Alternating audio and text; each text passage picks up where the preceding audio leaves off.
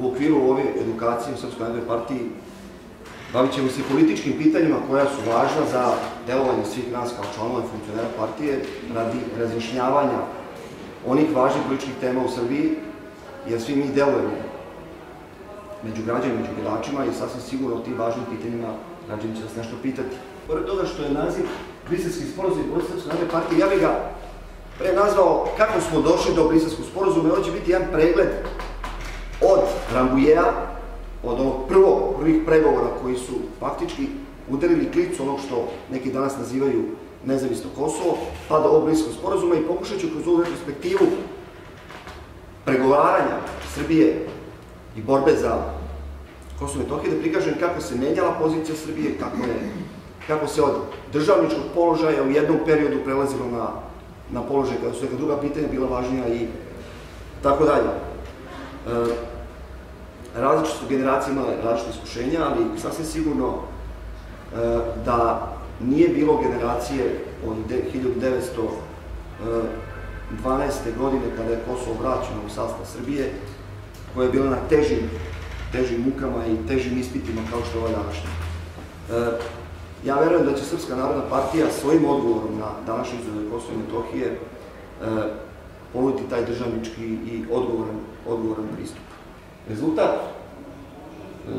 i prekid bombardovanja jeste bila rezolucija 1244 koju se danas često pozivamo kao jedini način da odbranimo naš suverenitet i teritorijalni integritet. Tačno je da u rezoluciji 1244 piše da sve zemlje moraju da priznaju suverenitet i teritorijalni integritet, tako sada govorilo Savezne Republike Jugoslavije i da se Kosovo smatra autonomijom u okviru Srbije. Međutim, kada se govorilo o statusu Kosova, o konačnom rešenju statusa Kosova, uvek se pojavljivala ova tema Rambujea koja je predviđala nekakvu narodnu volju ili nekakvo izjašnjavanje međunarodne zajednice posle definisane te neke narodne volje. Taj Rambuje je očigledno bio ona osnova po kojoj bi trebalo da se kreira takozvana nezavisnost Kosova.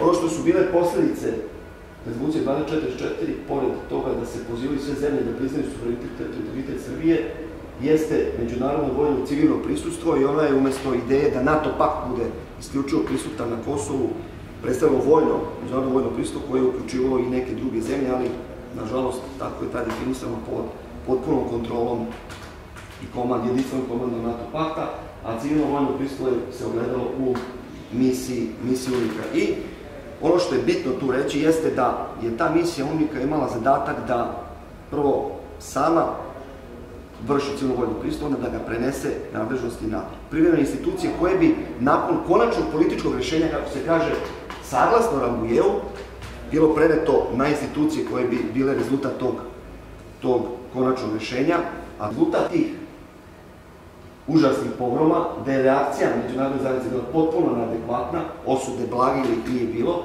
jeste da je proterano preko 4000 Srba, uglavnom sa prostora srednjeg i južnog dela Kosova i Metohije, uništeno 35 manastira, spaljeno 930, ali ima čak procenjeno 1000 domova i da je ubijeno oko 100 Srba. Umesto dijaloga o tome da li je Kosovo deo Srbije, Srbija se postavlja na poziciju da Kosovo smatra da smo mi nezavisni, mi smatramo da smo mi deo nas, mi nećemo pričati o tom, pričat ćemo o životu ljudi na Kosovu. Ta teza, vrlo lukavo umetnuta u politički vokabular tadašnje vladajuće koalicije od strane onih koji su bili promoteri nezavisnosti Kosova, jeste bila otprilike, ima dva kraka. Jedan krak je nikada nećemo priznati nezavisnost Kosova. Kad to čujete, to je potpuno ispraženo bilo kakvog sadržaja. Vi ne vidite šta je politika, to kažete, a to znači da si spreman da prihvatiš sve drugo, osim formalnog čina nepriznanja Kosova. Druga teza koja se vidi kroz ovaj tehnički dijalog je pitanje statusa i pitanje teritorije. Kroz ulazak u tehnički dijalog postaje se pitanje nije važna teritorija, važni su ljudi. I mi se na neki način prestajemo baviti temom da li je Kosovo deo Srbije. I nametati javnosti i međunarodnoj javnosti Kosovo je Srbija. Znači u svakom pogledu i nametati u pregovorima pitanje statusa počinje tehnički dijalog koji se smatra navodno statusno neutralnim, a koji treba da rešava životne probleme građana.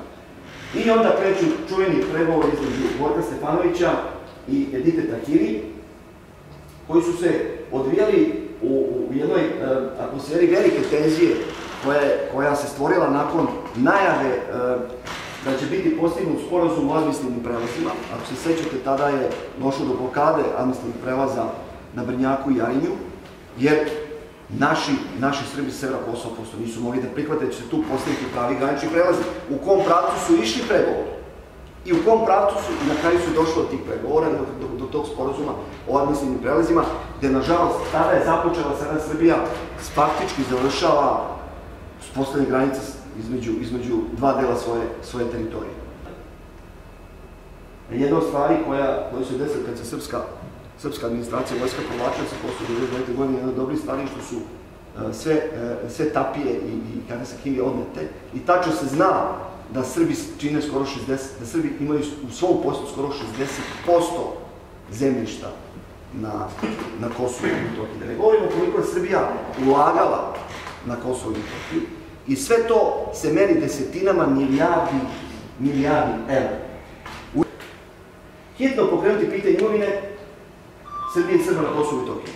Predsjednik naše partije, gospodin Popović, na svim susretima koje je imao predstavnici međunarodne zajednice, od Sjedinjenih Američkih Država do Brisela i ovde, naravno, u Srbiji, je insistirao o tome da se to pitanje mora otvoriti i pozivao Vladu Republike Srbije, pitanje mora da otvori. Dokle guramo po tepih najvažnije pitanje gde imamo adut, da sutra u pregovorima branimo poziciju Srbije na Kosovu i Metohiji.